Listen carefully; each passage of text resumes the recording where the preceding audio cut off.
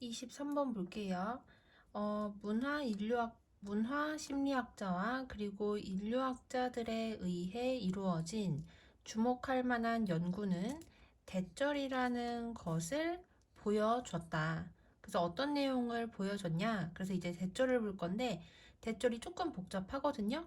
일단 대절은 there is, there are 이라는 표현이 사용이 됐고, 그리고 비동사의 뒤에 있는 large and sometimes surprising differences 여기까지가 주어가 되고요.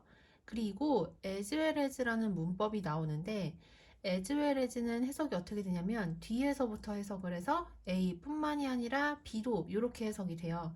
여기에서 A에 해당이 되는 게 in the social circumstances라는 전치사구고 이 전치사구를 관계대명사절이 꾸며주고 그리고 B에 해당이 되는 게 뭐냐면은 in the words and concepts 여기가 B에 해당이 되고 그리고 이 전치사구를 대절이 관계대명사절로서 뒤에서 앞으로 꾸며주고 그러니까 B하고 A의 형태가 똑같은 거야. B 부분에는 전치사구 관계대명사 똑같은 모양이라고 볼 수가 있겠죠. 자, 그럼 한번 해석을 해볼게요. 문화 심리학자와 인류학자에 의한 주목할 만한 연구는 그 다음에 이제 뒤에부터 한다고 했지. 특정한 감정의 표현을 이끌어내는 상황에서 뿐만이 아니라 여기서 대절의 주어 먼저지. 다른 문화들이 감정들을 묘사하기 위해 가지는 그러한 단어들과 개념에서의 크고 그리고 때때로 놀랄만한 그런 차이가 indeed 정말로 있다는 것을 보여줬다. 여기까지 됐죠? 자, 해석은 되는데 이게 무슨 얘기냐면 일단 문화마다 일단 뒤에 내용이야. 특정한 경험의 표현을 이끌어내는 그러한 사회적 상황이 각각 다른 거예요.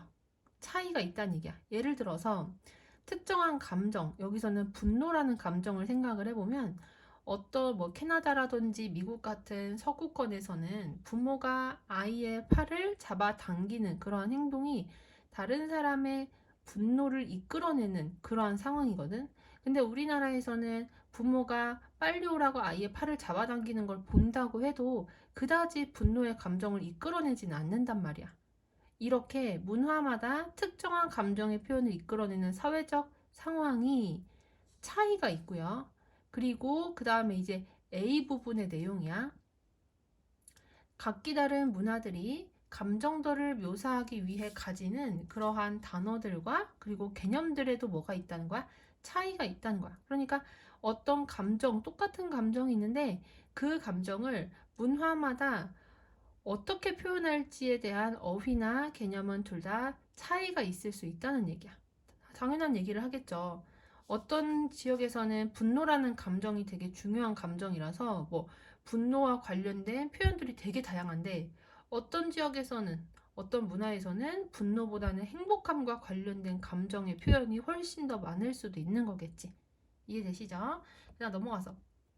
하지만 그러한 자료들은 실제로 만일 우리가 그냥 think of A as B 하면은 이거를 A를 B로 생각하다 이렇게 해석을 해야 되거든. 그래서 만일 우리가 감정들을 중추신경의 즉 신경계에서 실행되는 그러한 상태라고 생각을 한다면 각기 다른 문화가 각기 다른 감정을 가지고 있다는 것을 보여주는 것은 아니다. 여기까지 됐지? 다시 해석해보면 하지만 만일 우리가 감정을 중추신경의 즉 신경계에서 실행되는 상태라고 생각을 한다면 그러한 자료들은 다른 문화들이 다른 감정을 가지고 있다는 것을 보여주는 것은 아니다. 당연하죠.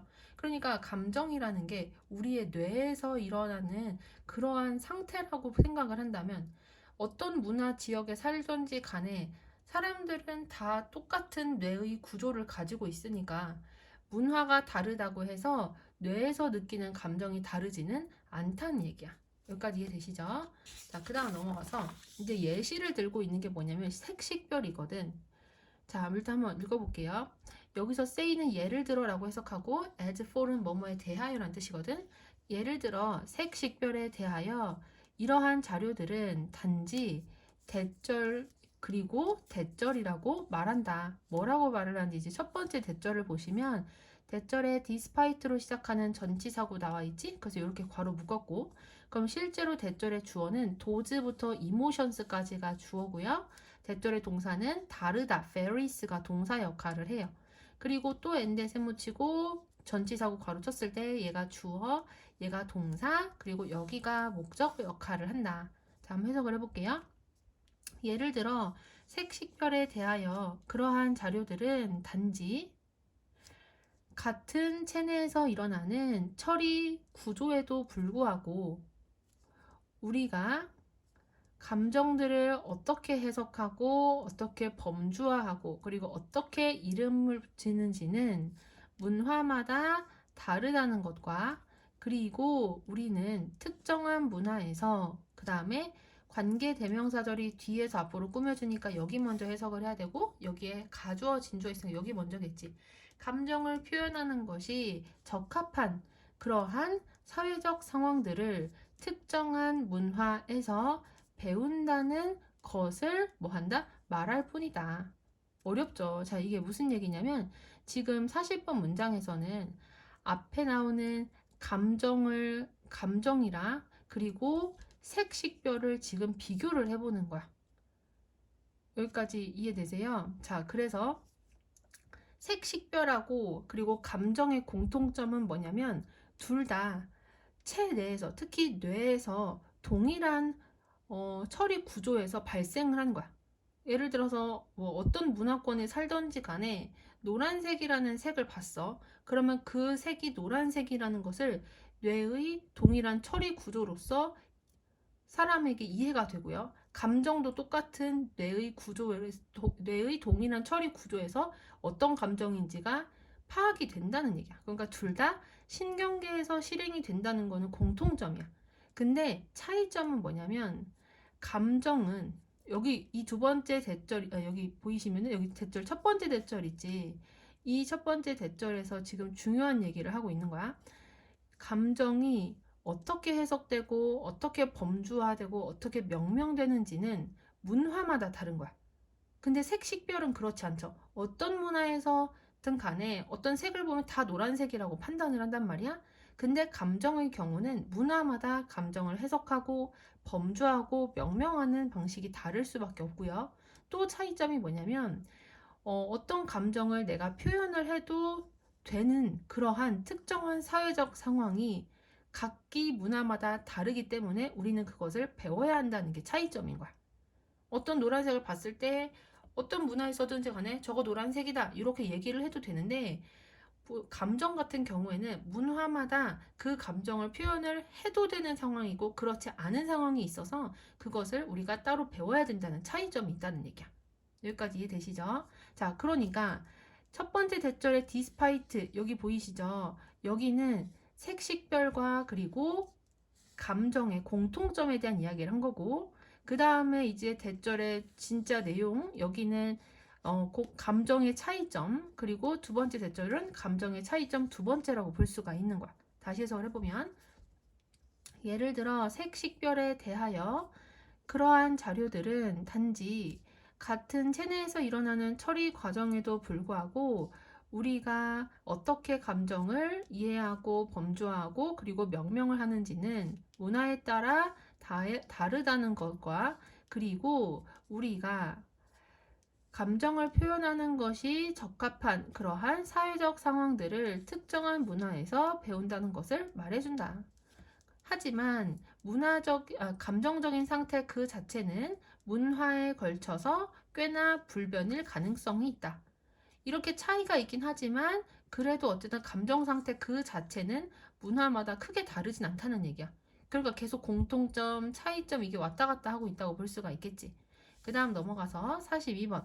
innocence 어떤 면에서 한 다음에 think of도 나죠. 뭐뭐라고 생각하다 라는 뜻이지. 자, 그리고 여기는 벗에다가 세모를 치면은 벗의 앞이 문장 하나, 벗의 뒤에 문장 하나가 나오는 꼴이기 때문에 벗의 앞부분을 먼저 해석을 해야 돼. 어떤 면에서 우리는 그다음 관계대명사절 먼저 할 건데 관계대명사절에 수동태 동사가 두 개가 나와. 이렇게. 우리는 진화에 의해 형성이 되어지고 그리고 뇌에서 실행되어지는 그러한 기본적인 문화적으로 보편적인 감정 세트를 생각할 수 있다. 그러니까 진화에 의해서 형성돼서 두뇌에서 실행되는 그러한 보편적인 감정이라는 게 있어. 하지만 그 다음에 비투인부터 이렇게 괄호를 쳐서 그러한 감정적 상태, 자극, 행동 그리고 다른 인지적인 상태들 사이의 연관성은 바뀌지 않고 그리고 특정한 문화적 상황에서 배움으로써 어떻게 될 수 있다? 수정되어질 수 있다. 그러니까 앞부분은 모든 문화에서 공통되다는 얘기를 한 거고 그 다음에 학습을 통해서 문화마다 바뀌어지기가 쉽고 수정이 될 수 있다. 그러니까 선천적인 것과 후천적인 것 둘 다가 결합돼서 감정이라는 것이 표현이 된다는 얘기를 하고 싶은 거지.